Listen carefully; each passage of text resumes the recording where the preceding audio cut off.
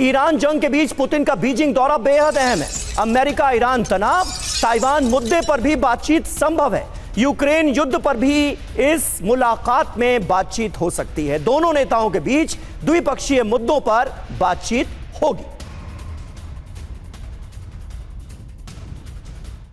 तो दो तस्वीरें भी आपने देखी, जहां चीन में पहले ट्रंप और अब पुतिन। मायने यही है कि बहुध्रुवीय विश्व व्यवस्था का ये बड़ा संदेश और अमेरिका पर चीन का अप्रत्यक्ष दबाव। हालांकि बीजिंग की कूटनीतिक टाइमिंग की जो चर्चा हमने की, वहीं दुनिया के लिए नए ब्लॉक्स बनने का भी संकेत, जिस बात का जिक्र समीर अभी आपने किया, क्योंकि चीन का रूस को राजनीतिक और आर्थिक समर्थन भी हासिल है। समीर, बिल्कुल, संवेदनशील मुद्दों पर चीन रूस का एक दूसरे को साथ है, पक्के सहयोगी हैं दोनों देश। बड़ी बात यह है कि चीन का खुद को वैश्विक शक्ति मानने का संदेश भी दिया जा रहा है इन मुलाकातों के जरिए। पहले बीजिंग पहुंचे डोनाल्ड ट्रंप, जिन्हें दुनिया का सबसे ताकतवर शख्स कहा जाता है, और अब व्लादिमीर पुतिन का वहां पर पहुंचना, यह क्या मैसेज दे रहा है? मेजर जनरल ब्रजेश कुमार, किस तरह से आप इस दौरे को देखते हैं? और ईरान के मद्देनजर क्या दोनों नेताओं में कुछ बड़ी बातें होने वाली हैं? कुछ खिचड़ी पक रही है क्या अमेरिका का जवाब देने की तैयारी की जा रही है क्या? क्योंकि यकीन जानिए, ईरान को इन दोनों देशों से उम्मीदें तो बहुत हैं। समीर, ईरान की उम्मीदें तो जरूर होगी, मगर मैं मानता हूं इस दौरे से सबसे ज्यादा फायदा चीन के प्रभुत्व को हो रहा है। अगर हम दिसंबर से देखेंगे तो ये चौथे यूएन सिक्योरिटी काउंसिल के मेंबर हैं। पहले फ्रांस के प्रेसिडेंट गए थे, फिर ब्रिटेन के प्रेसिडेंट प्राइम मिनिस्टर गए थे, और अभी ट्रंप साहब के बाद में पुतिन बीजिंग जा रहे हैं। हालांकि पुतिन की यात्रा और ट्रंप की यात्रा में बहुत सारा फर्क नजर आएगा। ट्रंप के यात्रा में बहुत सारा बैंड बाजा और तमाशे वाली चीज़ थी।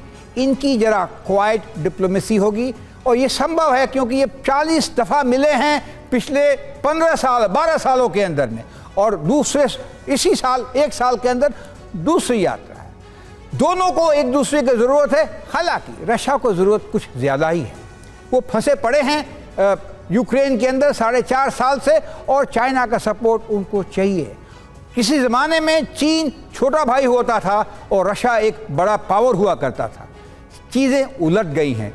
चीन एक बड़ा उभरता देश है और रशिया छोटा हो गया है। उन आंकड़ों से हम समझ सकते हैं चीन का जो एक्सपोर्ट है रशिया के मामले में 50 से ज़्यादा प्रतिशत है, और रशिया सिर्फ 4% चीन की सामग्री को दे सकता है। चीन को चाहिए खाड़ी के युद्ध की वजह से सिक्योर ऑयल एंड पेट्रोलियम, जो कि रशिया दे सकता है। चीन को चाहिए मदद ताइवान के लिए, अगर हम ट्रायंगल बनाते हैं रशिया, चाइना और यूएस के लिए, तो चीन को जो चीज़ें चाहिए, और सामग्री उस डिफेंस टेक्नोलॉजी की ताइवान के अगेंस्ट जो उसके पास में नहीं है जी। ये एक सिनर्जी सी बन रही है। और दूसरा, रशिया पुतिन भी चाहते हैं कि वो बड़े देश के माहौल में वो पीछे न रह जाएं। समझते हैं कि वो चीन से एक छोटे भाई हैं, चीन से पावरफुल कम हैं, मगर उनको चीन का सहयोग चाहिए। जहाँ तक ईरान की बात है, खुल करके चीन ईरान के पक्ष में नहीं आया है। चीन को पेट्रोलियम प्रोडक्ट्स की जो ज़रूरत है ईरान देता है, मगर बाकी खाड़ी के देश भी देते हैं।